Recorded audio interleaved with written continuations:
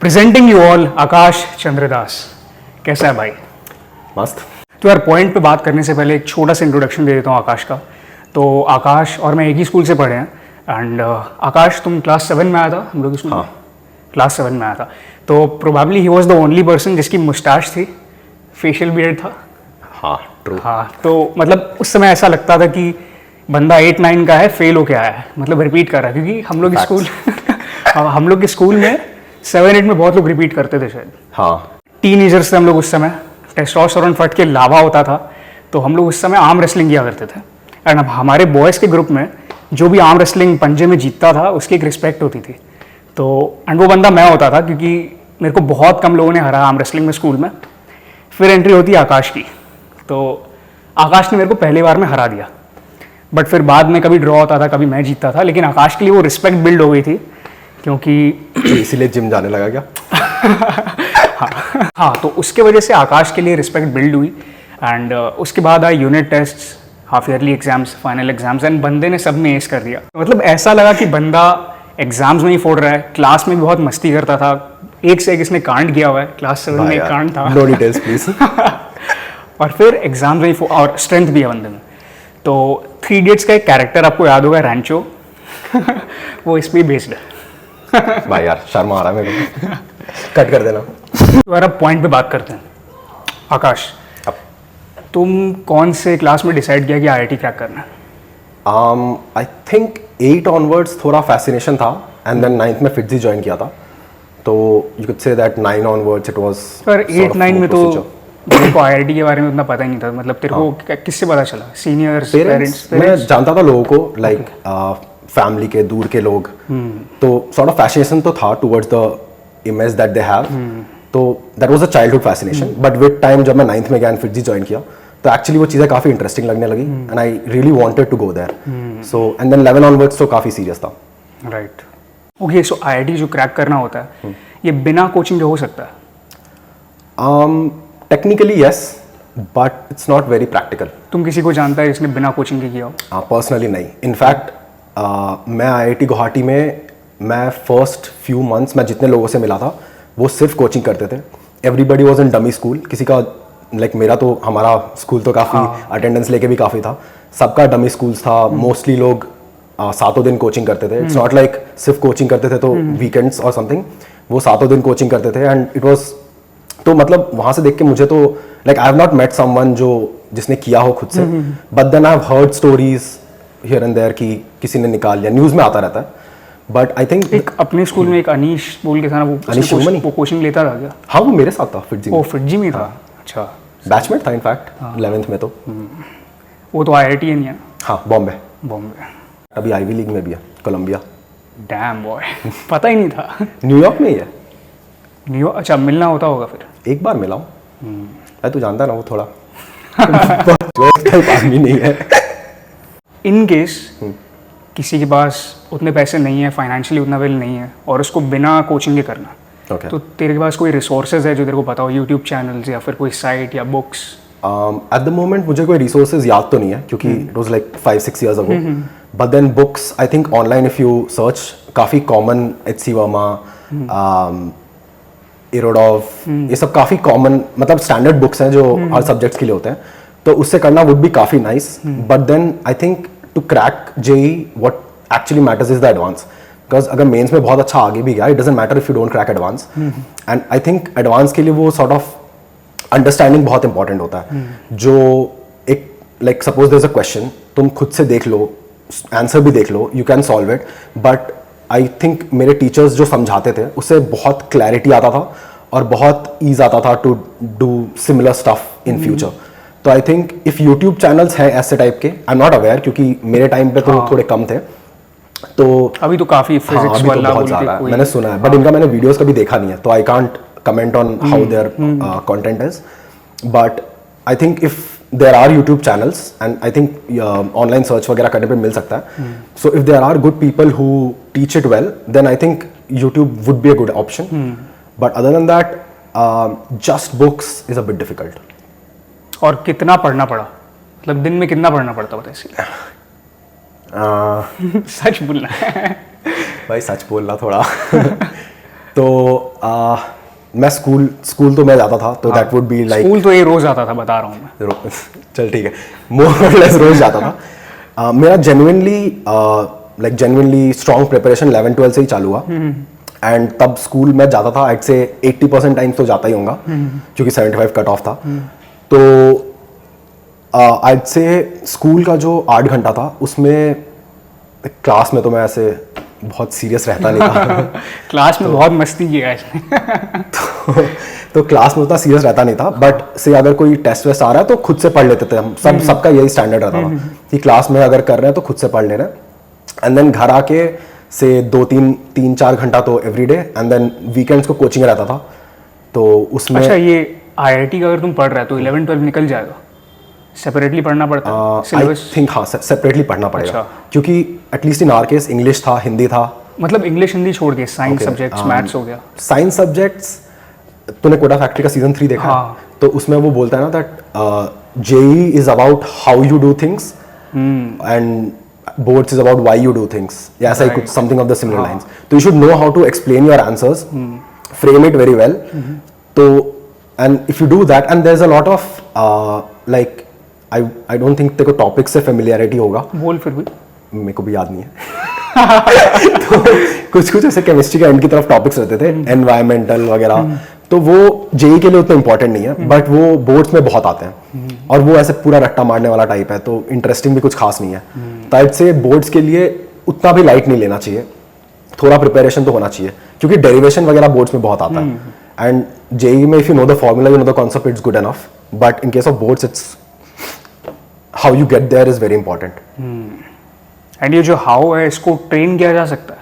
हाँ, डेफिनेटली। मतलब पीपल, कुछ लोग होते हैं जो कि IIT के लिए बने होते हैं, उतना पढ़ना नहीं पड़ता है, क्रैक कर लेते हैं। True. कुछ लोग होते हैं जो ड्रॉप लेके भी नहीं कर पाते, तो उनके प्रिपरेशन में क्या डिफरेंस हो सकता है? या फिर वो जेनेटिक्स पे होता है? Personally, I think both play a role. So there's definitely people who are smarter and they find it easier to do it, and then there are people who are not that smart and they require more effort to do it. So like if you consider this is your bar to reach IIT, if smartness gets you here, you have to work the rest. Smartness gets you here, you have to work a lot more. But then it's achievable after all. So I think preparation का difference उसी से आता है. Like for example, मैं गया था IIT, तो मैं स्कूल में तो काफ़ी अच्छा मेरा परफॉर्मेंस हमेशा से रहा था, तो मेरा ओपिनियन तो था कि मैं काफ़ी स्मार्ट हूँ एंड मुझे इजीली हो जाता है। बट मैं वहाँ गया, फर्स्ट सेमेस्टर बहुत मस्ती किया, फाइनली कॉलेज में था एंड एवरीथिंग, और भी मेरे लोग थे जिनको मैं जानता था जो बहुत मस्ती करते थे। एंड जब फर्स्ट सेमेस्टर का रिजल्ट आया, मेरा 7.4 था, 7.7 था, एंड जो मेरे साथ मुझसे ज़्यादा कर रहे थे उनका 9.4, 9.3 था। तो it's just once I got there, I you sort of वो सॉर्ट ऑफ क्लिक हुआ कि वेकअप कॉल था कि बहुत ज़्यादा स्मार्ट लोग हैं जिनको बहुत कम एफर्ट लगता है to achieve way more than you can. So if you want to get closer, you will have to put in the work. अच्छा, जैसे कोटा फैक्ट्री का हम लोग ने बात की, कोटा फैक्ट्री में जैसे सिलेक्शन आया था, उन लोग एक्सप्रेशंस देखने को मिला था, कितने खुश हुए थे। तो तेरा जब सिलेक्शन हुआ था तो अपना कुछ बताओ, उस दिन कैसा फील हुआ था?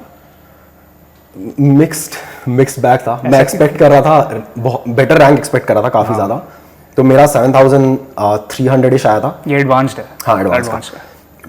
तो मैं खुश तो था ऑब्वियसली कि हो गया, but I wasn't like over the top, because I expected better, because better rank is better college, better options, better branch and so on.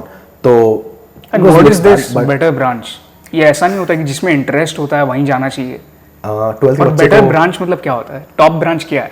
Top तो CS में करेंटली, मतलब टॉप किसके सैलरी की बेसिस पे? No, on the basis of salary obviously, but then there is also the basis of top rankers क्या choose करते हैं। तो जो people who are first, mostly 200 500 तक सब CS लेते हैं, अनलेस किसी का जेन्युइनली पैशन है किसी और सब्जेक्ट में।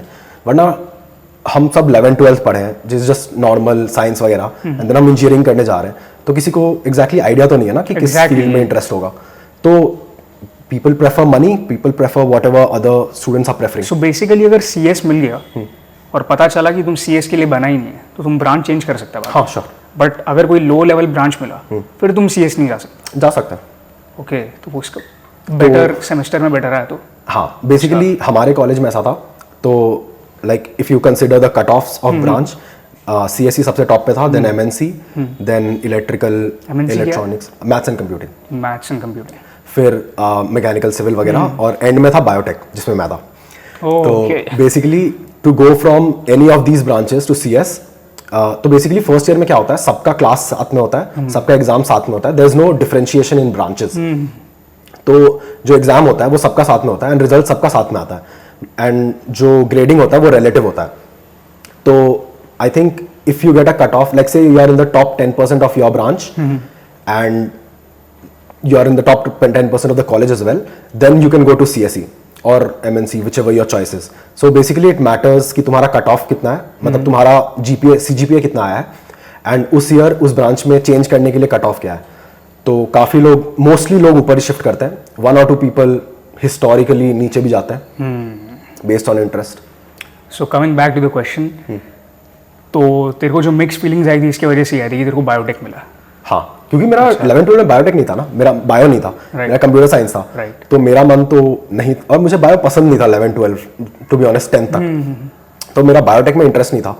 बट सो द ऑप्शंस तो लिमिटेड थे due to the rank, but then with time मेरा actual interest like down the line was more towards entrepreneurship and so on. Right. And I think biotech in India is a very good prospect, which is why I thought that biotech is a good option if I want to sort of explore the field, Right. and get the idea of, क्योंकि prospect तो बहुत है, तो इसलिए मैंने biotech लिया था। Although to be honest मैंने ये भी सोचा था कि मैं branch change करूँगा, but like I said 7.7 तो वो तो हुआ नहीं, and but with time I think मुझे biotech बहुत interesting लगने लगा, because school का bio is way different from the bio I learned in IIT Guwahati। तो ऐसा क्यों है फिर, ये स्कूल में वैसा क्यों नहीं पढ़ाते, मतलब उसका बेस लेवल तो एटलीस्ट पढ़ाना चाहिए। हाँ, आई थिंक बेस है, but the thing is school is very basic, so it gives you a little bit of anatomy, plant biology, थोड़ा बहुत सब कुछ पढ़ा दिया, there is no depth in anything. तो नहीं, तुम जैसे बोला हाँ, कि 12th में जो तेरे को स्कूल में जो तेरे को बायो पढ़ाया गया, हाँ, उससे बायोटेक की पढ़ाई बहुत डिफरेंट है, हाँ, एंड बायोटेक ज़्यादा इंटरेस्टिंग है। ट्रू। तो अगर बायोटेक का बेसिक्स तेरे को स्कूल में पढ़ा रहा है तो वो भी थोड़ा इंटरेस्टिंग होना ही चाहिए।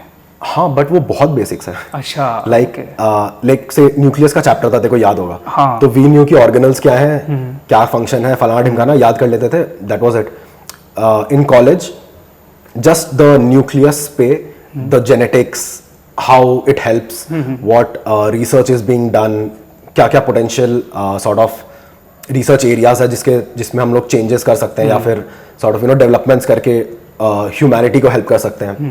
तो आई थिंक IIT में वो एंगल काफी ज्यादा था, that whatever you are studying, why you are studying, and how this can help the world. या so I think at school it's first of all it's not in the scope.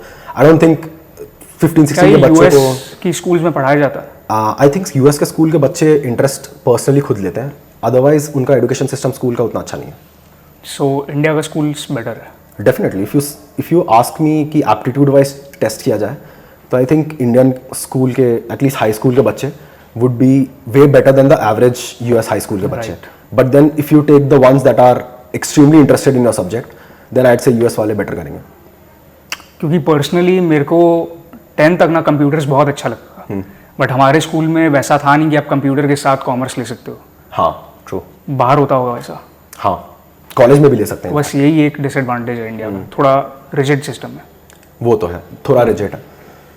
I think college में it was much better, क्योंकि हमारे पास minor का option था, right. But school में तो it's very difficult. Okay, so how true is that कि IIT घुस के लाइफ सेट है, 20-25 लाख की सैलरी तेरे को आराम से मिलेगी, और फिर ये फॉरेन कंट्रीज से जो कंपनीज आएगी वो तुमको डायरेक्ट उठा के लेके जाएगी। अगर ये होता है तो कौन कौन से IITs में होता है ज़्यादा? मतलब I think, I don't no ये इमेज कौन बना रहा है, बट आई डोंट थिंक ऐसा है। नहीं, ऐसा है रियली? हाँ भाई, तभी तो इसके लिए रेस लगी हुई है भाई।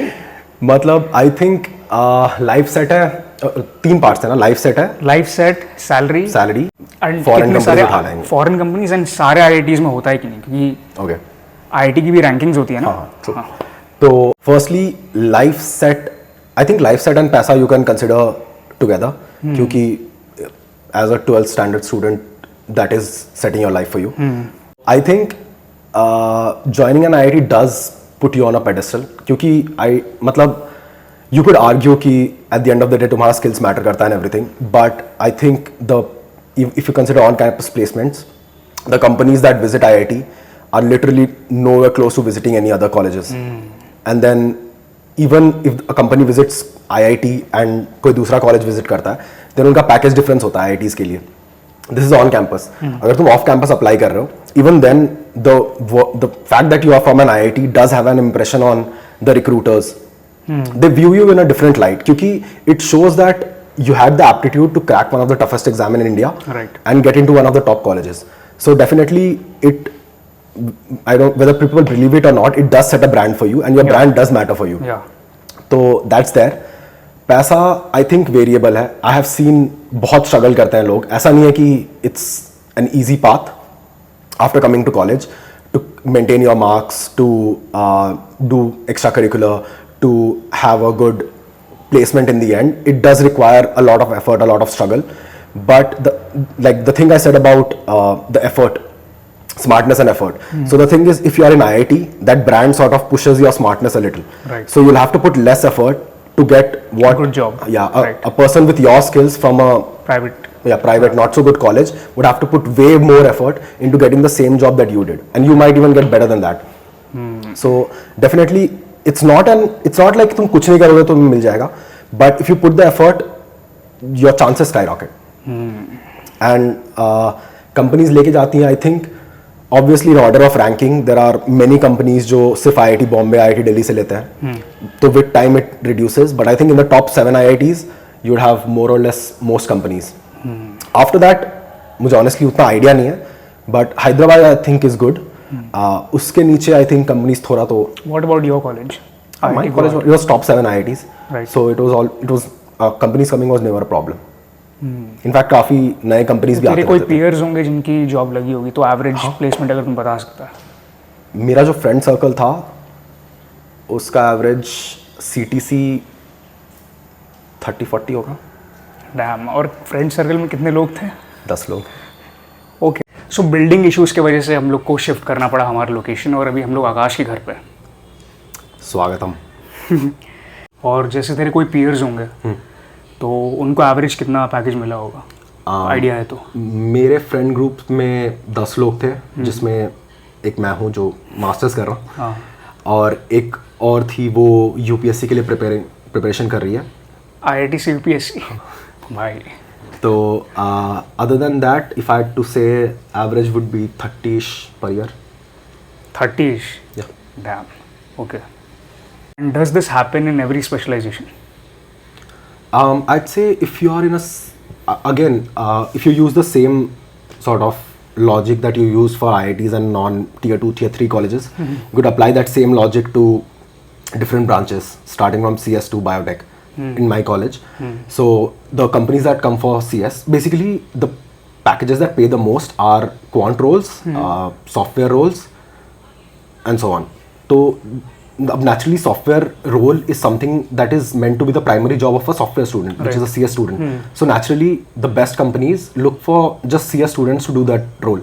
Anyone else, although most students in my college at least went for software roles, the thing is, if you are doing, say, biotech, it's not your primary work sector, right? You're just doing it because it pays a lot and you find it interesting probably. So definitely being in CS gives you that advantage because since it's your primary role, more companies open to you. For biotech, comparatively companies khulti hain. So there's that parity. And since they pay the most, CS people have the most packages, average package or so on. And then CS people were also the top rankers in advance who came to our college. So definitely they are on an average way smarter than, say, biotech.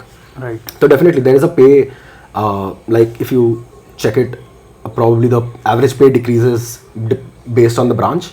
But again, the opportunities are plenty. So if you are interested, like a lot of friends, people I know have gotten into amazing places because they were interested and they were that good being in a non-say circuital branch.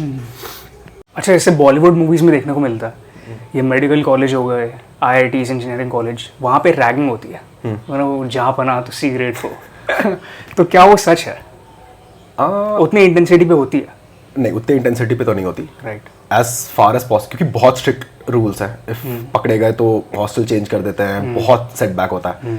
तो बहुत कम intensity और कम volume पे होता है, right but होता है.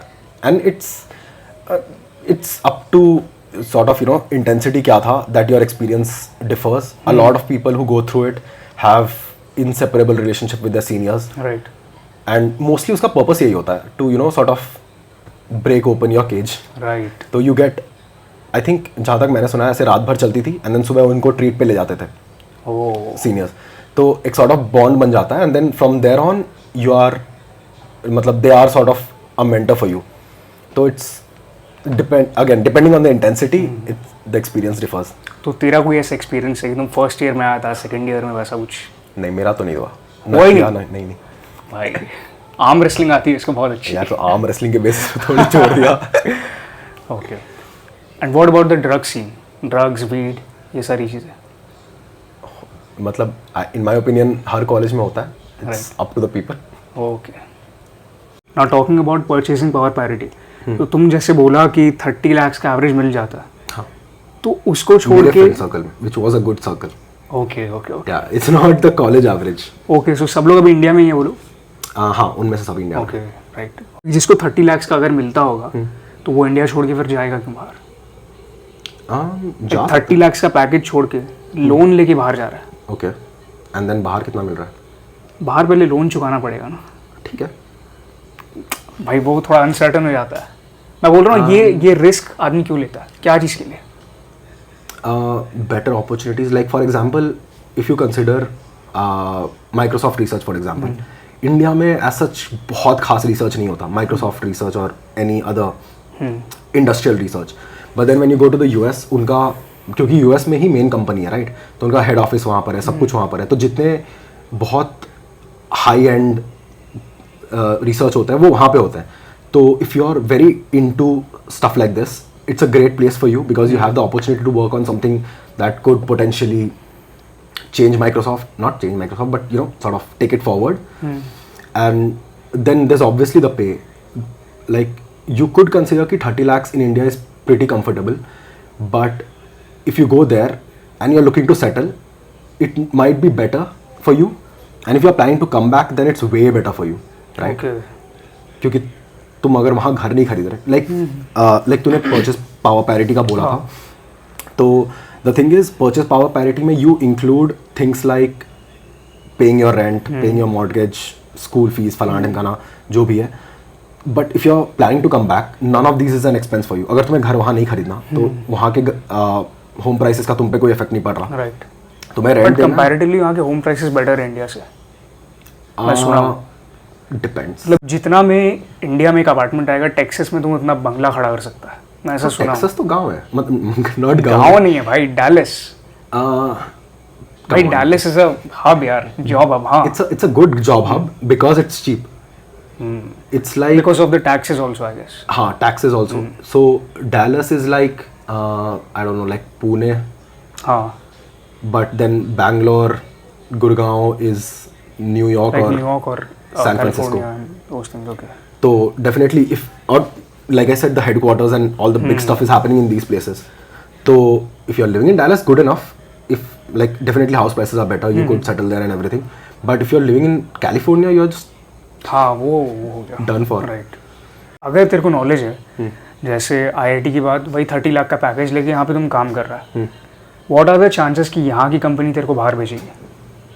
मुझे उतना आइडिया तो नहीं है, बट करते हैं, काफ़ी करते हैं. मेरे कुछ फ्रेंड्स गए हैं बाहर, आई थिंक लंदन गए हैं. US आई डोंट नो कोई आया है कि नहीं, बट लैटरल ट्रांसफर तो होता है. Okay. But from what I have heard, lateral transfer का जो पे होता है, that is lesser than if you study in that place and हाँ, ऑब्वियसली. हाँ. अच्छा, लेट्स सपोज कि ये NIT, IIIT या कोई प्राइवेट कॉलेज वाला ही बंदा वीडियो देख रहा है. ओके. तो वो ऐसा क्या कर सकता है कि उसकी रेज्यूमे ऐसी हो जाए कि उसको आईवी लीग में हेल्प हो, क्योंकि IIT is a brand. IITians को आईवी में शायद से घुसना इजी होता है कंपेयर टू दीज कॉलेजेस. तो to be honest, IIITs and NITs are pretty good compared to India. If you and also ये जो रेज्यूमे वाला थिंग है, ये इंडिया में अगर तेरे को MTech या मास्टर्स जो भी होता है, गेट होता है ना, तो रेज्यूमे मैटर करता है इंडिया में. रेज्यूमे गेट के लिए आई डोंट थिंक सो, नहीं तो बस मैंने GATE का गेट marks? दिया था हाँ। Okay. मतलब मुझे ऑनेस्टली उतना आइडिया नहीं है क्योंकि आई थिंक गेट का स्कोर मैटर करता है एंड देन उसके बाद तुम्हारे जो इंटरव्यूज होते हैं उसमें रेज्यूमे मैटर करता होगा। मैंने बस गेट दिया था, मेरे को मार्क्स आया, मेरे को बताया कि यहाँ एलिजिबल है और फिर मैंने कुछ किया नहीं उसका। राइट हाँ, वो रेज्यूमे की बात। सपोज कोई नॉन IITian देख रहा है तो अपने रेज्यूमे कैसे बिल्ड कर सकता है? क्या बोलते हैं तुम लोग, रिसर्च पेपर्स लिखते हो, प्रोजेक्ट्स करते हो या कोई ऑनलाइन सर्टिफिकेशन वैसा कुछ? I think like I said with industries, the IIT brand matters. So does in Ivy Leagues. It does matter. But even if you're not, there are a lot of students who go from say tier 2, tier 3, even less lower than that to Ivy Leagues. The thing is क्योंकि वो तुम्हारा resume SOP वगैरह काफ़ी focus से देखते हैं. And what matters is what you did in those 4 years. So if you have good experiences, internships, good research experience, you have good publications in good research papers, like you have done work that actually contributes towards your field. If you have this stuff, then it's good अच्छा, enough. Can non IITian right those kind of research papers? Yeah. मतलब इतना resources उनके college में होता है, I mean, professors उतने eligible होते हैं? मतलब अगर तुम्हें खुद के कॉलेज में करना है तो थोड़ा मुश्किल हो सकता है, हाँ। बट जैसे मेरा जो रिसर्च पेपर्स था, एक मेरा इंटर्नशिप था कनाडा में, तो मैं वहाँ गया था इंटर्नशिप करने, that was university of Western Ontario. तो ये कैसे मिला? होता था एक माई टैक्स, इट्स अभी भी है क्या? नहीं, अभी इस साल बंद हो गया कनाडा और इंडिया का वो खत्म हो गया कुछ। ओके। तो उसके लिए अप्लाई करना होता है, ऑल ओवर द वर्ल्ड लोग करते हैं। मैं सेलेक्ट हुआ था for that internship with that professor. मैं गया, मैंने 3 महीने रिसर्च किया, मेरा पेपर आ गया, it was a pretty good in a pretty good journal, तो it help my right resume a lot. वरना उससे पहले आई हैड होप्स कि कहीं तो अच्छा लग जाएगा, बट उसके उस रिसर्च पेपर के बाद आई वॉज मोर कॉन्फिडेंट कि अब मैं सिर्फ अच्छी जगह ही अप्लाई करूंगा, क्योंकि now I have a good scope of getting into somewhere better. But otherwise I don't think मतलब I don't think your college name would affect it a lot. What will affect you a lot is your CGPA, क्योंकि Ivy Leagues बहुत ज़्यादा CGPA देखते हैं। तो being in IIT तुम्हारा CGPA कम हो सकता है, बट बाहर ज़्यादा होता है। मतलब मैंने बाकी कॉलेजेस में तो देखा है, I don't know about NITs and IIITs। तो आई थिंक CGPA बहुत मैटर करता है, but resume is what makes or breaks it for you. Okay, resume, SOP, GRE scores definitely. Online certifications? I don't think that help a lot. Okay. मतलब it depends. It sort of adds like say मैं biotech से हूँ and मेरे को data science type जगह पे apply करना है, then online certification sort of adds those keywords in your resume and sort of shows that you have done it other than it. But if you have a project, that's good enough. Project and research. Other than that, I don't think online certification. Right. So majorly projects and ये सब चीज़। Because projects is showing that you can do things. Certification तो ऐसे ही नहीं मिल जाता। ये तेरे mind में कब आया कि इंडिया के बाहर जाना? I think first year end. ऐसा क्यों? नहीं मतलब मेरा तो आई थिंक स्कूल से ही था कि मुझे बाहर थोड़ा एक्सपीरियंस करने तो जाना था, घूमने और व्हाटएवर, नॉट घूमने बट एक्सपीरियंस तो करना था। तो जब IIT में हुआ, then I had that hope कि I sort of had that goal कि मुझे इंटरनेशनल एक इंटर्नशिप करना है एट सम पॉइंट। तो कोविड आ गया, तो सेकेंड ईयर के एंड में भी मेरा लगा था कनाडा में ही, बट आई कुडंट गो, तो वर्क फ्रॉम होम ही था मेरा। एंड देन थर्ड ईयर तक कोविड बेटर हो गया, तो मुझे फिर से मिला through a different program, different university, तो then I could go there.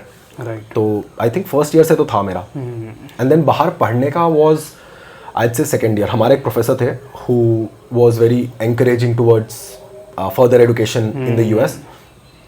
So because like I said in the start of the video कि बायोटेक इंडिया में उतना ज़्यादा स्कोप है नहीं, which was one of the reasons I took biotech.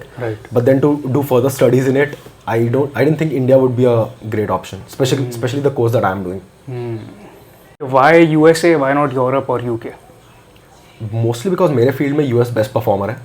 Okay, so UK Europe में उतनी research नहीं होती है इस पर? नहीं होती है, डेफिनेटली होती है। I think Germany second best है एंड सो ऑन, बट मेरे reasons was first of all the US job market, क्योंकि लाइक US में biotech US is a startup hub, वहाँ पे जॉब्स की कमी तो नहीं है। And especially for biotech, Boston is a huge startup hub.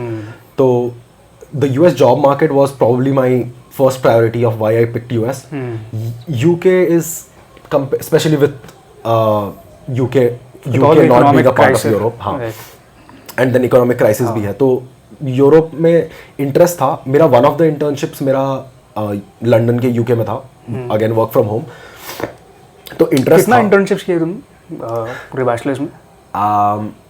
Like अगर तू इंटरनेशनल इंटर्नशिप देखता है तो 3. नेशनल मतलब विद इन इंडिया? अच्छा, with in India last year में हमारा एक वो होता है बैचलर्स थीसिस प्रोजेक्ट, वो किया था. एक प्रोफेसर के साथ और काम कर रहा था मैं, सो 2. और इंटरनेशनल? 3. तो ऑस्ट्रेलिया आई डिडंट कंसीडर उतना, क्योंकि it's just small scale of, US is just a large scale of Australia.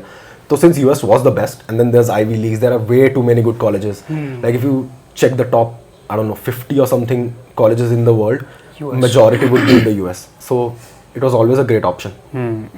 US apply कर रहा है तो एलओआर्स कितना मैटर करता है? बहुत मैटर करता है. हाँ, तो सपोज तुम कोई ऐसी कॉलेज से हो, नॉन आईआईटी है, तो वहाँ के प्रोफेसर्स उतना हेल्पफुल होंगे?